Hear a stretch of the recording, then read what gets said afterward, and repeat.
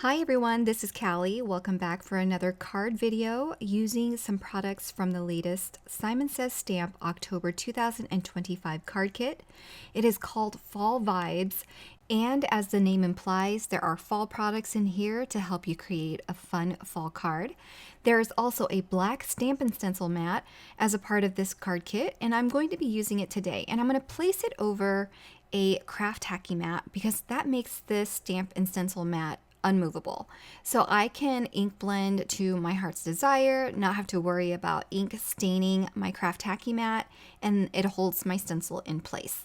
The stencil set that I'm using is called Pumpkin Patch, and it is a part of the October 2025 Simon Says Stamp card kit. It's a great layering set that has pumpkins from the top view. Most people would probably look at this stencil set and choose 3 different colors of pumpkins and use 1 color per stencil of pumpkins, but I'm going to use 3 colors and just use those same 3 colors on each of the pumpkin stencils.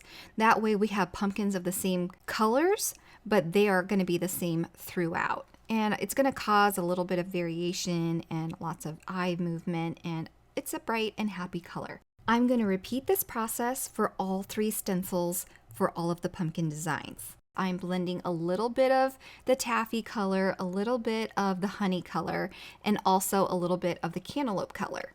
And even though I'm using the same 3 colors with every stencil layer, I am moving that color around so that it doesn't look like they're all ink blended together as if this was one stencil set. I hope that makes sense because the color is going to vary from pumpkin to pumpkin. Now I know this creates a lot more work for me, but I love the way it turns out, and I hope you do too. So I'm finishing up here with my 3rd stencil layer, and you can kind of see as I'm lifting away these stencils that the layers of these pumpkins all work together so it still looks like they're individual pumpkins and not just one blended panel or splotches of colors that go from one pumpkin into the next. Now I'm just going to finish up with some brown for the pumpkin stems, and then I'll remove this stencil and our stencil panel is done. I'll peel that off of the black stamp and stencil mat, set it aside because now we're going to be ink blending these die cut pieces from an older die set called Autumn Arrangement. Now I chose this because I wanted some pumpkins at the bottom of my card too. It kind of coordinates with the background and adds a bit more interest to my card. And I'm going to be ink blending this with some more colorful colors in a purple, a pink, yellow, and orange, as well as a teal. And those pumpkin stems above, I'll stencil with the same brown that I did earlier on the stencil background. When those are done, I'm going to be stenciling all the foliage that are a part of this very same die set. That die set again is called Autumn Arrangement. So it comes with those pumpkins as well as these little foliage stems and leaves. And for the leaves here, I'm going to ink blend a bit of green, yellow, some pink, and I even add a little bit of brown because I wanted to mute that pink color a little bit on these leaves. And for these tiny little blooms that are also a part of the Autumn Arrangement set, I'm going to dot the centers with a little bit of a dark yellow Copic marker in YR24. And then I'm going to ink blend that with my residual pink ink just to give it a tinge of color. And for some texture in the background, I am using the thank you text. I'm going to use a light brown ink because I don't want it to be too bold of a text over this pretty background. I just want it to be real subtle, create some more texture, but it also applies a nice gratitude text in the background that matches the theme of the card for this autumn card. I just really love these colors together, and I love that text background. Okay, so now I'm going to trim down my panel. I'm cutting about a 1/4 inch off all of the sides because I wanted to mat a textured background using the embossing folder that's also a part of the October 2025 card kit. This embossing folder is called Modern Loop, and it's a really pretty texture. So I'm just going to emboss that with white cardstock. And again, that's to create a textured border around the panel that I just ink blended and stamped. For the next element on my card, I wanted to create a frame. That just further breaks up the busy background and creates more interest for the card. So to create a scalloped frame, I'm using the A2 rectangles as well as the scalloped rectangles to create frames. And I die cut that 3 times and I'll stack them together for dimension. Once the frames are good and sturdy and glued together, I'll glue that and add it to the pumpkin patch background. If you wanted to, you could also die cut more frames and turn this into a shaker card, but that was an afterthought for me. So if you want to recreate this card and turn it into a shaker, that's a great idea. I am going to now piece together all of the pumpkins and then arrange a fall arrangement at the bottom of this card.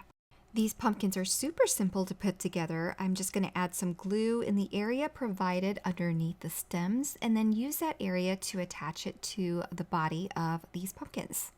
And before I adhere anything down, I'm just going to do a rough layout here of the pumpkins, making sure the colors are nice and balanced before I adhere anything down. Once I'm happy with the arrangement, I'm going to use some liquid glue for the pumpkins in the back, so that purple pumpkin and that teal pumpkin. And then for the front, since that frame is a little bit higher than the backdrop, I'm going to use some 3D foam adhesive squares and adhere those pumpkins down.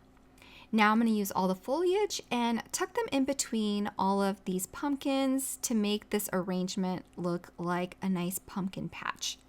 So I am just using some liquid adhesive and just tucking them behind the pumpkins and adding them with a balanced look by spreading apart the like foliage. And now I'm going to use some of those small blooms to attach here and there. I'm not going to use all of them, but that just requires a little dab of liquid glue before attaching those little blooms. Next, I'll start building my card here by first attaching that embossed background to a note card. This is a top folding note card. And then I'll attach my stenciled and pumpkin patch layers to the card there with that nice border. Now for the sentiment, I'm going to be using a sentiment from the A2 Grid Basic stamp set, which is also a part of the October 2025 card kit. I should have stamped it before, but I'm glad that it worked out. And this stamp set does have coordinating dies, which are sold separately. So be sure to look out for that when you're making a purchase. If you want the dies, to go ahead and grab that. I want to show you the other two cards that I made using this card kit. This first one here is super simple. I did create a frame to frame that background that I stenciled. Now that stencil there, you can see in the background, I chose one color for each stenciled layer, so the pumpkins are more individual. And then on my second card, I did a similar background to the card that I made today. On this card, I also used some Halloween large collage strips from the card kit, as well as a little Tim Holtz Ideology photo frame. I hope you enjoyed the inspiration from this video. If you're interested in anything that I use, be sure to check out the links below. Everything will be linked for your convenience. Thanks so much for watching and have a wonderful day. Bye everyone!